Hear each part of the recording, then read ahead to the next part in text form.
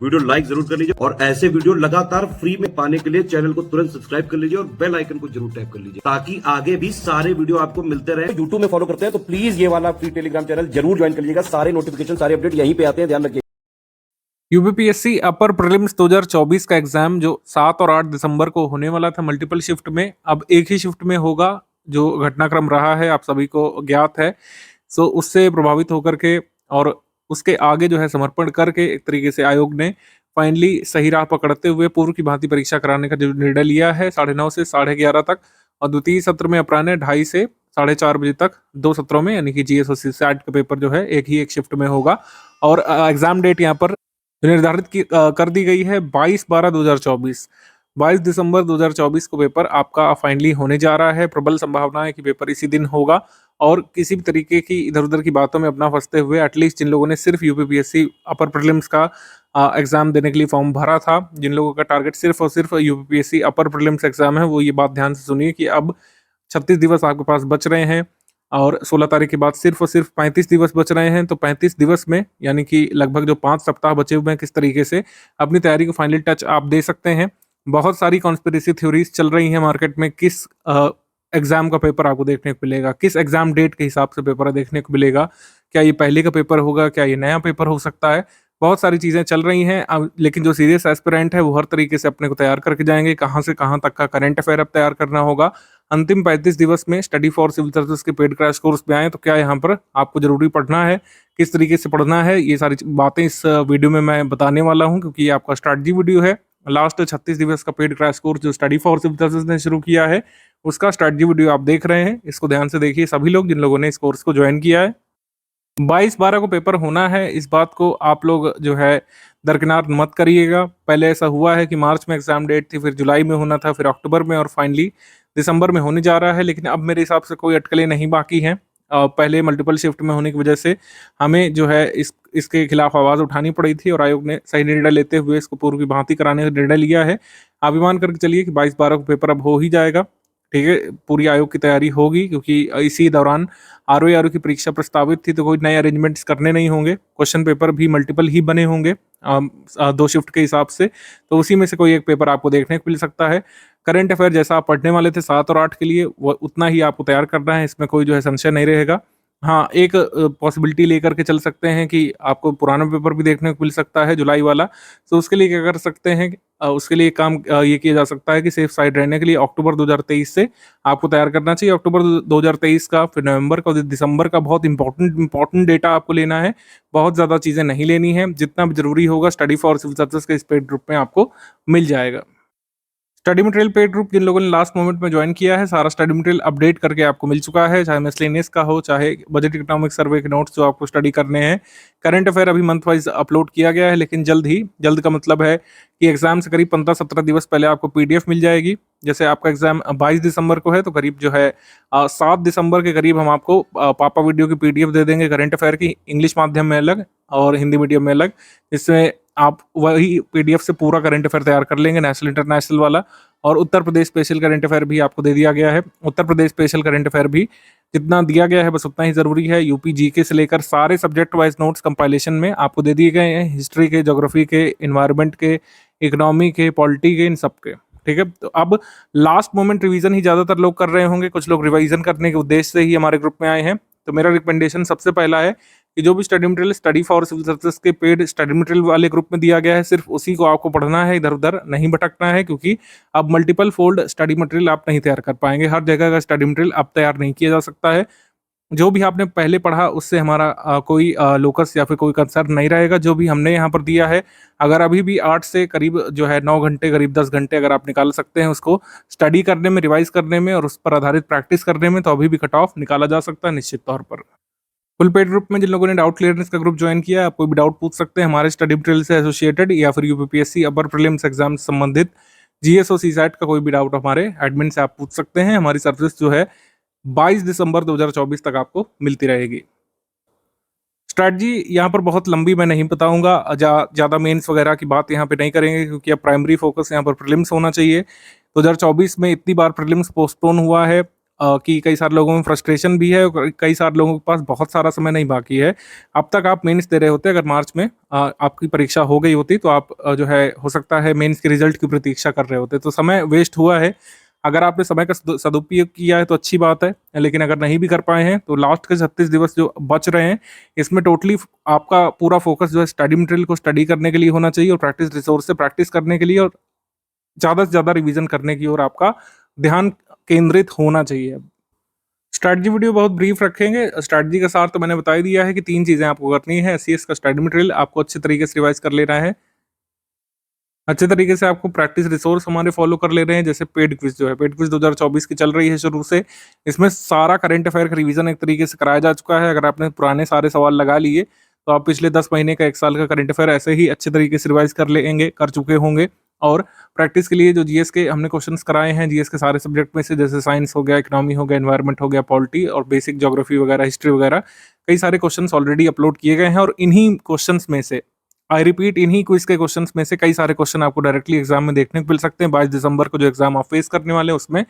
सो इसको लाइटली नहीं लेना है। पेड क्विज ग्रुप से सारे क्वेश्चन आपको लगा लेने हैं और ये बहुत डुएबल टास्क है जिसको जरा भी कठिन मानने की जरूरत नहीं है। अब जो क्वेश्चन लगाने का तरीका है वो बदलेगा। एक क्वेश्चन में आपको जो है 30 सेकंड से ज्यादा समय किसी भी हाल में नहीं देना है, कितना भी बड़ा टफ क्वेश्चन हो, और 10 सेकंड के हिसाब से आपको क्वेश्चन लगाने हैं। कुल मिलाकर ये प्रयास करिए कि अब 1 घंटे में कम से कम जो है 160 से 200 सवाल आप लोग निश्चित तौर पर लगाएं। और सवाल लगाते समय बस ये देखना है कि गलत अगर फैक्ट कर रहे हैं तो आगे ना गलत हो। किसी भी तरीके से कोई भी फैक्ट आपका गलत हुआ है तो उसको एक बार रिकॉल करके आगे वो फैक्ट गलत ना हो इसकी तैयारी करनी है, और जो फैक्ट सही हो गया उसको देख करके ध्यान से एक बार आगे बढ़ जाना है और स्टडी मटेरियल में रिवाइज करते समय उसको ध्यान करना है, रिकॉल करना है। ठीक है, एक्टिव रिकॉल यहाँ पर करना पड़ेगा। तो स्टडी मटेरियल हो गया, पेड क्विज हो गई, और टेस्ट सीरीज बहुत जरूरी है। टेस्ट सीरीज में सारे इंपॉर्टेंट कंसेप्चुअल क्वेश्चन इस बार हमने पूछे। 2024 की टेस्ट सीरीज थोड़ा सा अलग तरीके से बनवाई गई थी, कंसेप्चुअल क्वेश्चन को ध्यान में रखते हुए। जिस तरीके से लेटेस्ट ट्रेंड और पैटर्न है उस हिसाब से टेस्ट सीरीज बनाई गई है। तो अगर आप कंसेप्चुअल क्वेश्चन से करने से डरते हैं तो स्टडी मटेरियल के साथ अगर आप टेस्ट सीरीज लगाएंगे स्टडी फॉर सिविल सर्विसेज की, पूरे सिलेबस के, जीएस के और करंट अफेयर के भी मोस्ट इंपॉर्टेंट कॉन्सेप्ट का रिवीजन ऑटोमेटिकली आपका हो जाएगा। तो स्टडी फॉर सिविल सर्विसेज का टेस्ट सीरीज, स्टडी मटेरियल और पेड क्विज यहाँ पर सफिशिएंट है। अब 36 दिवस बच रहे हैं हमारे पेड कोर्स में। वैसे तो वीडियोस भी शामिल है, वीडियो रिकॉर्डिंग इस बार हमने दी थी सारी सब्जेक्ट वाइज। वीडियो रिकॉर्डिंग सारी नहीं देखी जा सकती है। अब अगर वीडियो रिकॉर्डिंग देखने बैठेंगे तो स्टडी मटेरियल का रिवीजन नहीं हो पाएगा और क्विज की प्रैक्टिस नहीं हो पाएगी। तो वीडियो रिकॉर्डिंग का आप स्मार्ट तरीके से उपयोग कर सकते हैं। जो भी सेगमेंट आपको वीक लग रहा है, मान लीजिए मॉडर्न हिस्ट्री का सेगमेंट थोड़ा सा वीक लग रहा है, आपको इंडियन नेशनल मूवमेंट के कुछ फेजेस जो है डिफिकल्ट लग रहे हैं, यानी गांधी जी के आगमन से लेकर भारत की आज़ादी तक का समय अगर क्रोनोलॉजी वाइज नहीं समझ पा रहे हैं तो वीडियो रिकॉर्डिंग का सहारा ले सकते हैं। तो मतलब वीडियो रिकॉर्डिंग का एक हिस्सा यूज करिए जिसकी आपको जरूरत है। पूरी वीडियो रिकॉर्डिंग देखने की जरूरत नहीं है, उसको टुकड़ों में देखिए। जो भी भाग आपके काम का है, मान लीजिए साइंस में कोई पोर्शन है आप नहीं समझ पा रहे हैं, एनवायरमेंट में कंसेप्चुअल वाला पोर्शन है, एनवायरमेंट और इकोलॉजी की अवधारणाओं वाली चीज़ें जो है, निश हैबिटेट वाली चीज़ें नहीं समझ पा रहे हैं, और pyramid of number, pyramid of biomass, ये वाली चीज़ नहीं समझ पा रहे हैं, तो वीडियो के उस हिस्से में जाकर के देखिए जहाँ पर ये चीज़ हमारी वीडियो रिकॉर्डिंग में समझाई गई है। आपको पूरा वीडियो एनवायरमेंट का देखने की आवश्यकता नहीं है। तो वीडियो रिकॉर्डिंग्स जो है अपनी नीड के हिसाब से आप इसमें यूज़ करिएगा, यूटिलाइज करिएगा उसको। सारी वीडियो रिकॉर्डिंग देखना अब अनिवार्य नहीं है। करंट अफेयर के लिए मैंने बता ही दिया आपको, मंथ वाइज पीडीएफ हमने स्टडी मटेरियल ग्रुप में डाल दी है। आप अभी के लिए क्या करिए कि पिछले 6 महीने का, यानी कि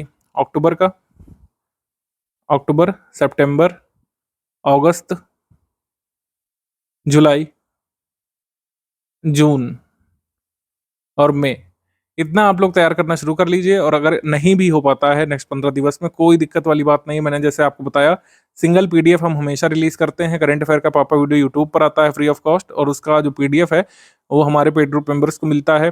पापा वीडियो जब आना होगा तो आएगा, लेकिन पीडीएफ जो है आपके ग्रुप में हर हाल में 15-17 दिवस पहले एग्जाम के आ जाएगी। हिंदी मीडियम में अलग होगी, इंग्लिश मीडियम में अलग होगी, जिससे आप जो है पूरा रिवीजन कर लेंगे नेशनल इंटरनेशनल करंट अफेयर का।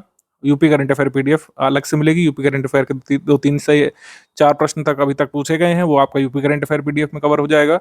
बाकी जो जीएस के सब्जेक्ट है उसमें क्या क्या जरूरी पढ़ना है वो मैं आपको पहले ही मार्क कर दे रहा हूँ, जिससे कोई कंफ्यूजन ना रहे।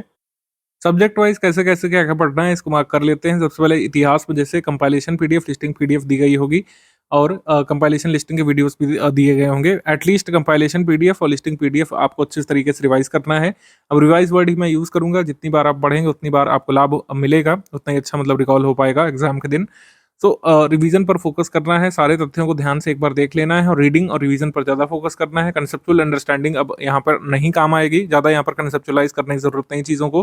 कंसेप्चुअल अंडरस्टैंडिंग बनानी है तो वीडियो रिकॉर्डिंग देखिए। अगर पीडीएफ से पढ़ रहे हैं तो ज़्यादा से ज़्यादा फैक्ट रिकॉल करने की कोशिश कर रहे हैं, अभी उसका तरीका भी बताएंगे। वैसे अभी समझिए कि इसका मल्टीपल फोल्ड रिवीजन आपको करना है, जितनी बार दोहरा सकें।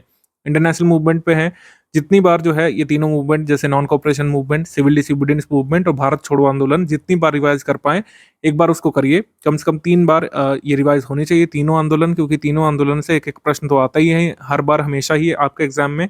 इस तरीके से फोकस बनाना है। एंशिएंट है, मोस्ट इंपॉर्टेंट जो डायनेस्टीज हैं और उनके शासकों पर फोकस करना है। लिस्टिंग्स में सारी लिस्टिंग दी हुई है, बस उसको अच्छे तरीके से मेमोराइज करने का काम करना है।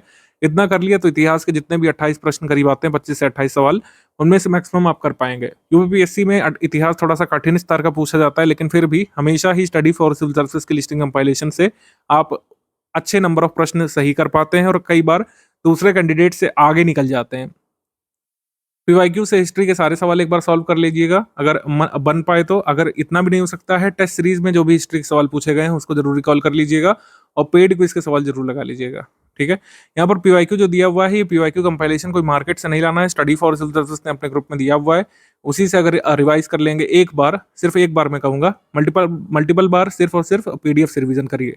Multiple times revision listing compilation करना है, पीवाईक्यू सिर्फ एक बार देखना है।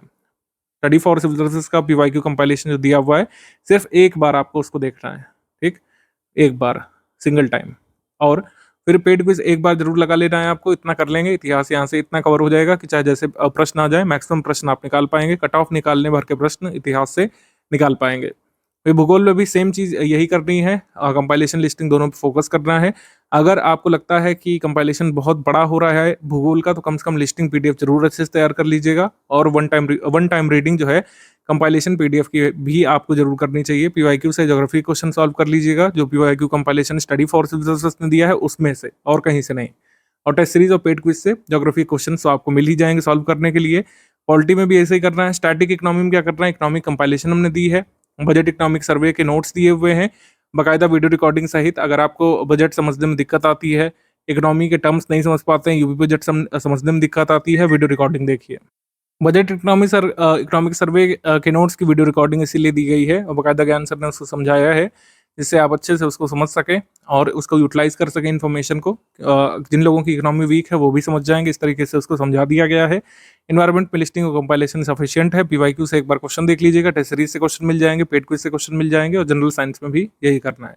ठीक है, इतना सब कुछ काम अभी भी किया जा सकता है। बचे हुए 36 दिवस है। अगर आप पीसीएस एग्जाम को इंपॉर्टेंट मानते हैं, निश्चित तौर पर कुछ लोग 12 घंटे भी समय निकाल रहे होंगे लास्ट मोमेंट स्टडी के लिए, तो अगर आपको दूसरों से आगे निकलना है, क्योंकि नंबर ऑफ सीट्स तो लिमिटेड ही हैं, सभी लोग तो नहीं मेंस लिखने वाले, जितने लोग प्रीलिम्स लिखेंगे ये बात तो तय है।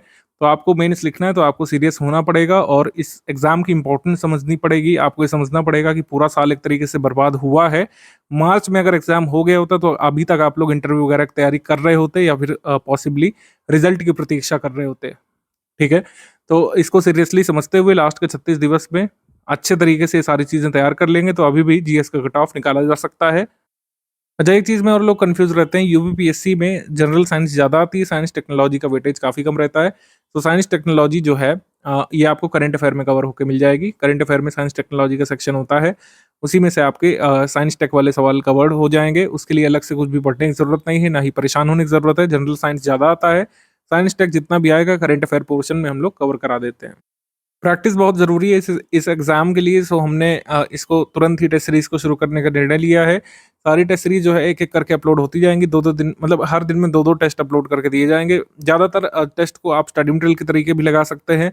अगर आपको लगता है कि स्टॉप वॉच लेकर के और एग्जैक्टली टेस्ट की फॉर्म में इसको नहीं लगाने का समय मिल पा रहा है या फिर माइंड हौच पौच में रहता है, आप लोग स्कोर वगैरह कैलकुलेट करने को हेक्टिक मान रहे हैं, तो बिल्कुल इसको स्टडी मटेरियल के तरीके भी तैयार कर सकते हैं। जितने भी टेस्ट हैं सारे के क्वेश्चन देखिए, ठीक है, उसका सार तत्व समझिए क्या पूछा जा रहा है। स्टेटमेंट वाला क्वेश्चन है तो स्टेटमेंट गलत हुआ तो क्यों हुआ, उसका सही वाला एक्सप्लेनेशन पढ़िए। उसमें मैचिंग वाला क्वेश्चन है तो किस ट्रिक से उसको कर सकते थे, क्या कोई भी ऑप्शन एलिमिनेट हो रहा था वैसे कर सकते थे।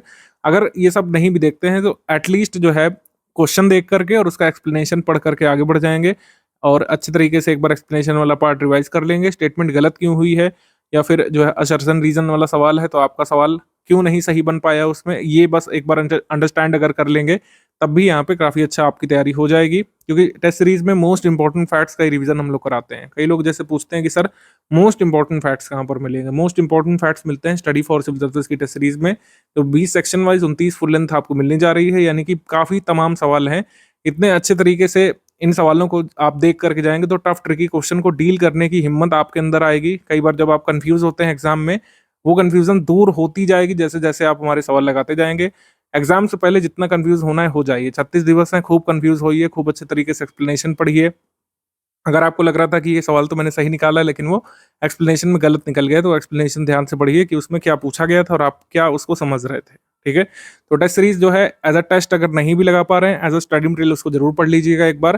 टेस्ट सीरीज के क्वेश्चंस बहुत जरूरी होते हैं स्टडी फॉर सिविल सर्विसेज के, क्योंकि स्टडी फॉर सिविल सर्विसेज ही एकमात्र ऐसा संस्थान है जो हर बार fresh test series latest trend के हिसाब से ही ड्राफ्ट करता है। नए तरीके के जो सवाल बन रहे हैं, आयोग के द्वारा बनाए जा रहे हैं, एग्जाम पैनल के द्वारा, वैसे ही सवाल हमारी टीम फ्रेम करती है हर बार। और ये आप खुद भी देखते हैं कि हमारी टेस्ट सीरीज हमेशा फ्रेश होती है। कई बार पुराने क्वेश्चंस को जंबल बम्बल करके जो लोग अन्य इंस्टीट्यूट बेचते हैं, वैसी test series study for civil services की कभी आपको नहीं देखने को मिलेगी। फ्रेश क्वेश्चंस हैं, इसको एज अ स्टडी मटेरियल जरूर देख करके जाइएगा, इसका लाभ आपको एग्जाम में प्रत्यक्ष रूप से देखने को मिलेगा। स्ट्रैटेजी की पीडीएफ में अभी बाकी सारी चीज़ें आप इग्नोर कर सकते हैं, क्योंकि कई बार जो बेसिक प्रिपरेशन होती है उसकी बातें भी इसमें लिखी हुई हैं। अब इन बातों का कोई महत्व नहीं रह गया है कि आपको पहले बेसिक बुक ही पढ़ना है, बेसिक बुक पढ़ने का समय अब नहीं रह गया है। अब आपको ये वाला पेज जो है इस पर जरूर फोकस करना है। सब्जेक्ट वाइज क्या कैसे दिया गया है, ये जो मैंने लिस्ट दी हुई है और जो आपको समझाया है, इस हिसाब से सब्जेक्ट वाइज जरूर पढ़ना है आपको, और यही आपके काम आएगा। अब लास्ट मोमेंट में इतना ही पढ़ा जा सकता है। सब्जेक्ट वाइज क्या कैसे पढ़ें, ये वाला पेज जरूर एक बार ध्यान से देख लीजिए, समझ लीजिए। और जो आपके ग्रुप में जो पिंड मैसेज है, इसमें स्टेप बाय स्टेप मैसेज दिया होगा कि कौन सी पीडीएफ कहाँ पर है, उसका लिंक भी दिया होगा। तो उससे आप ट्रेस करके ये वाली चीजें, जैसे लिस्टिंग कंपाइलेशन हमने बताई, ठीक है, पीवाईक्यू से ज्योग्राफी के क्वेश्चन की प्रैक्टिस और टेस्ट सीरीज और पेड क्विज जरूर लगा लेनी है। ठीक है, इतना कर लेंगे। और जो मंथली करंट अफेयर का कंपाइलेशन हम लोग देंगे एग्जाम से 15-17 दिवस पहले, अगर उसको अच्छे तरीके से घोट के पी गए आप, तो समझ लीजिए कट ऑफ वहां से भी पार किया जा सकता है। हमें कट ऑफ मार्क कितना चाहिए, ठीक है, आखिर कितने क्वेश्चन हमको टारगेट करना है। जैसा हम हमेशा बताते हैं कि आपको करीब 105 सही क्वेश्चन टारगेट करना है। निगेटिव मार्किंग का इफेक्ट हटा करके जो 1/3 निगेटिव मार्किंग है उसको निगेट करते हुए 105 सही क्वेश्चन का टारगेट रखना है तैयारी के दौरान। एटलीस्ट इतना हमको चाहिए नहीं होता है, इतना हम तैयारी के दौरान एक्सपेक्ट करके चलते हैं, क्योंकि अगर इससे मान लीजिए कम भी आ गए, अगर मान लीजिए 95 क्वेश्चन भी हमारे सही हो गए कट पिट करके, कई बार जो है आप जो लगा करके आते हैं वो सवाल डिस्प्यूटेड हो जाता है या फिर डिलीट हो जाता है, तो 95 सही क्वेश्चंस भी आ गए तो आपका कट ऑफ यहाँ से पार हो जाता है। 95 सही क्वेश्चंस हमने क्यों कहा कि आने चाहिए, क्योंकि पिछला ट्रैक रिकॉर्ड अगर देखें 2018 से जब से पैटर्न बदला है, तब से अभी तक आज तक आपको 95 क्वेश्चन की जरूरत नहीं पड़ी है यूआर का कट ऑफ क्लियर करने के लिए। तो यूआर ओबीसी का जो लगभग सेम कट ऑफ जाता है उत्तर प्रदेश में, तो 95 सही क्वेश्चन आपको चाहिए होते हैं। लास्ट टाइम भी अगर देखें 125 सवाल कट ऑफ गया था यूआर के लिए, महिला के लिए भी लगभग इतना ही था।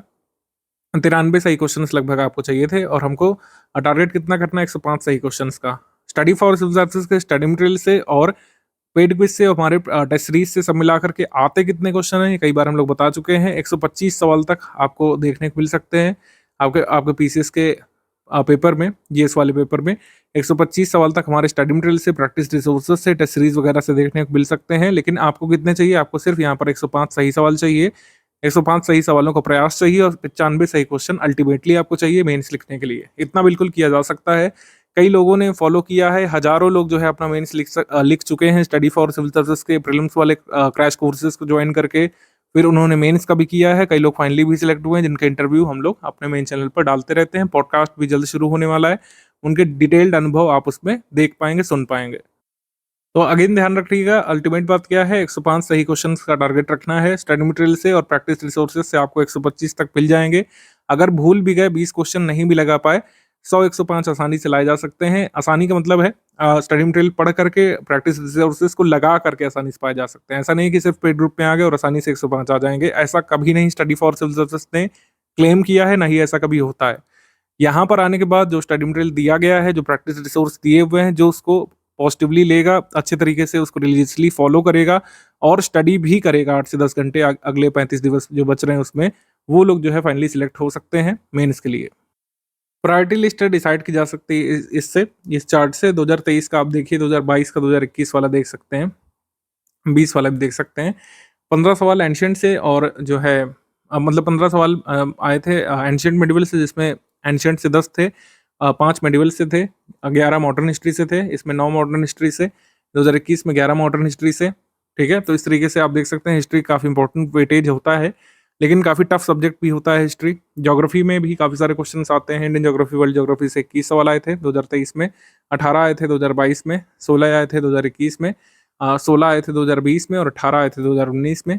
तो इस तरीके से इंडियन ज्योग्राफी, वर्ल्ड ज्योग्राफी से सवाल आए थे। इन्वायरमेंट इकोलॉजी से इतने क्वेश्चन आते हैं। सबसे कम क्वेश्चन आर्ट कल्चर वगैरह से होते हैं। मिसलेनियस से अच्छे नंबर ऑफ क्वेश्चन आते हैं, 10 आए थे पिछली बार, उससे पिछली बार 20 आए थे, फिर 12 आए थे पिछली बार, मतलब 2021 में, 2020 में 22 आए थे और 2019 में 16 आए थे। सो इस तरीके से ये बनता है। मिसलेनियस की अपडेटेड पीडीएफ हमने दे दी है। मिसलेनियस ऐसा टॉपिक है जो बहुत कम नंबर ऑफ पेजेस पढ़ करके आप बहुत अच्छे नंबर ऑफ सवाल निकाल सकते हैं, क्योंकि इसमें रॉ डेटा पूछा जाता है।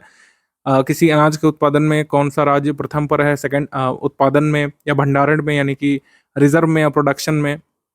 भारत में कौन कौन से मेटल्स जो हैं अग्रणी उत्पादक के रूप में राज्य हैं भारत में। कोल के 50% प्रोडक्शन के लिए कौन से स्टेट जिम्मेदार हैं, कोल के रिजर्व के लिए या फिर गोल्ड के रिजर्व के लिए कौन से स्टेट जिम्मेदार हैं, भारत में सिल्वर की बहुलता कहाँ पे पाई जाती है। ठीक है, ये सारे सवाल आप इससे कवर कर लेंगे मिसलेनियस से। मिसलेनियस में कई बार इंटरनेशनल ऑर्गेनाइजेशंस भी पूछे जाते हैं। इंटरनेशनल ऑर्गेनाइजेशन कब इस्टेब्लिश हुआ था, उसका हेड कौन है इस समय, उसका हेडक्वार्टर कहाँ पे है, उसका चार्टर कब साइन किया गया था। ये सारे फैक्ट्स जो है मिसलेनियस में कवर करा दिए जाते हैं। मिसलेनियस में कितने टॉपिक आते हैं, मिसलेनियस की पीडीएफ के ही कवर पेज पे लिखा हुआ है, मतलब अपेंडिक्स वाले सेक्शन में कि कितने टॉपिक्स होते हैं, सब उसमें लिखा हुआ है। सारा डेटा अपडेटेड करके दे दिया गया है आपको। स्टडी फॉर सिविल सर्विसेज की मिसलेनियस पीडीएफ आपको पेड रूप में अवेलेबल करा दी गई है। उससे आप जो है ये मिसलेनियस वाले सवाल निकाल ले जाएंगे। यूपी जीके की पीडीएफ भी हम देते हैं हमेशा अपडेट करके, उससे क्वेश्चंस आ जाते हैं आपके। कई बार यूपी जीके से ज़्यादा आते हैं, कई बार यूपी करंट से। पिछली बार यूपी जीके से ज़्यादा आए थे, अब की बार हम उम्मीद कर रहे हैं यूपी करंट अफेयर से अच्छे नंबर ऑफ क्वेश्चन आ सकते हैं, यूपी बजट वगैरह से। तो उसको अच्छे से तैयार कर लीजिएगा, उसका वीडियो भी दिया हुआ है। और इन्वायरमेंट इकोलॉजी में इंपॉर्टेंट है। सबसे कम इंपॉर्टेंट टॉपिक जो आर्ट कल्चर का है, एक दो सवाल कई बार हिस्ट्री से लिंक करके उसमें पूछे जाते हैं। आर्ट कल्चर ज़्यादा वेटेज यूपीपीएससी के मेंस एग्जाम में होता है, GS1 में। जीएस पेपर जो ऑब्जेक्टिव होता है उसमें आर्ट कल्चर एटलीस्ट यूपीपीएससी अपर वाले में नहीं आता है। आर्ट कल्चर के ज़्यादातर सवाल आरओ प्रीलिम्स में और मेंस में ज़्यादा आते हैं। पेड क्विज ग्रुप के दर्शन आपको करा दे रहे हैं, सारे क्वेश्चन इस ग्रुप के लगा लेंगे तो अब 1/3 पेपर आपके कट ऑफ के लिए जितना मार्क जरूरी है 105 का 1/3 तो वहीं से निकल आएगा, यानी कि 35 से 45 सवाल हमारे पेड क्विज ग्रुप से डायरेक्टली आ जाते हैं। इसका फ़ायदा आपको एग्जाम में मिलेगा, मैं ज़्यादा कुछ बोलूँगा नहीं। जो लोग हमारे फॉलोअर हैं, हमारे क्विज ग्रुप के फॉलोअर हैं, वो बात जानते हैं कि अगर पेड क्विज सारी लगा ली तो 1/3 क्वेश्चन जितने कट ऑफ के लिए जरूरी हैं, यानी कि 105 अगर है तो 35 अगर हमको चाहिए तो 35 से 45 डायरेक्टली पेड क्विज ग्रुप से मिल जाते हैं। काफ़ी सारे सरल वाले हम लोग करा चुके हैं। अभी के जो क्वेश्चन मिल रहे होंगे आपको वो थोड़े से टफ लेवल के देखने को मिल रहे होंगे, क्योंकि जैसे जैसे एग्जाम नज़दीक आता है हम लोग थोड़े से टफ लेवल के क्वेश्चन ज़्यादा कराते हैं। इजी लेवल वाले, मॉडरेट लेवल वाले ऐसा नहीं कि इसमें नहीं है, वो सारे पहले ही हो चुके हैं। तभी मैंने कहा कि क्वेश्चन जो है सारे लगा लीजिएगा। फर्स्ट क्वेश्चन का लिंक इसी पिंड मैसेज में आपको मिल जाएगा। ये फर्स्ट क्वेश्चन का लिंक यहाँ पे लगा हुआ है, इस पर टैप करेंगे, फर्स्ट क्वेश्चन पे आ गए हैं। पहला क्वेश्चन हमने जून 2023 में कराया था, तो तब का करंट अफेयर तो आप छोड़ सकते हैं, मतलब जून 2023 से लेकर आप करीब अक्टूबर नवंबर तक के करंट अफेयर वाले सवाल को छोड़ करके सारे सवाल एटलीस्ट जीएस वाले जरूर लगा लीजिएगा। बहुत ज़्यादा नहीं है, ऐसा नहीं कि 20,000 सवाल हैं इसमें, लेकिन जितने भी हैं 8-9 हज़ार सवाल ये सारे लगा लीजिएगा। और बिल्कुल आपको लगाना चाहिए। मैंने बताया कि अब आपको 1 घंटे में जो है 200-300 सवाल लगाने का टारगेट रखना है। और सवाल कैसे लगाना है उसका भी साइकोलॉजी और उसका मेथडोलॉजी मैं आपको शेयर कर दे रहा हूँ। 1 घंटे में 200 सवाल क्विज ग्रुप से कैसे लगाए जाते हैं। इसमें कह रहा है विच of the following statement is incorrect. ठीक है, चिप्स को खराब होने से बचाने के लिए चिप्स निर्माता आमतौर पर चिप्स के बैग में नाइट्रोजन भर देते हैं, सही है। उसके बाद है कि antioxidants are added to food containing fats and oils to prevent oxidation. Fats and oils become rancid over time and develop a foul odour. Fats and oils become rancid as they are oxidised. मान लीजिए मैं यहाँ पर choose करता हूँ B वाला। ठीक है, तो बी वाला जो है यहाँ पे मैंने जो चूज किया ये रॉन्ग हो गया। ठीक है, तो मेरा रॉन्ग हो गया, तो इसका मतलब है ये राइट स्टेटमेंट है। राइट स्टेटमेंट है। आपको ये काम जल्दी जल्दी माइंड में करना है। मुझे समझाने में भले ही टाइम लग रहा होगा 2-3 मिनट का, लेकिन आपको ये प्रोसेस मतलब अपने माइंड में क्वेश्चन अटेम्प्ट करते समय 10-15 सेकंड में ही कर लेना है। रॉन्ग स्टेटमेंट ये नहीं है, ये करेक्ट स्टेटमेंट। रॉन्ग स्टेटमेंट क्या है? Fat and oils become rancid over time and develop a foul order. तो हमको ये समझ में आया है कि ये सी वाला स्टेटमेंट इनकरेक्ट है। इनकरेक्ट क्यों है? क्योंकि फैट्स एंड ऑयल्स रैंसिड कैसे होते हैं? ऑक्सीडेशन की प्रोसेस से। ठीक है, ऑक्सीडेशन की प्रोसेस से रेंसिड होते हैं, अपने आप नहीं होते हैं। ठीक है, तो ऑक्सीडेशन की प्रोसेस से होते हैं, बस ये ध्यान रखना है कि रेंसिडिटी इज कॉज्ड बाय, मान लीजिए आपसे एग्जाम में इस तरीके का सवाल आ जाए, रेंसिडिटी इज कॉज्ड बाय, इसमें आपके सामने ऑप्शन होगा रिडक्शन, रिडक्शन, फिर ऑक्सीडेशन होगा, फिर रेस्पिरेशन हो सकता है,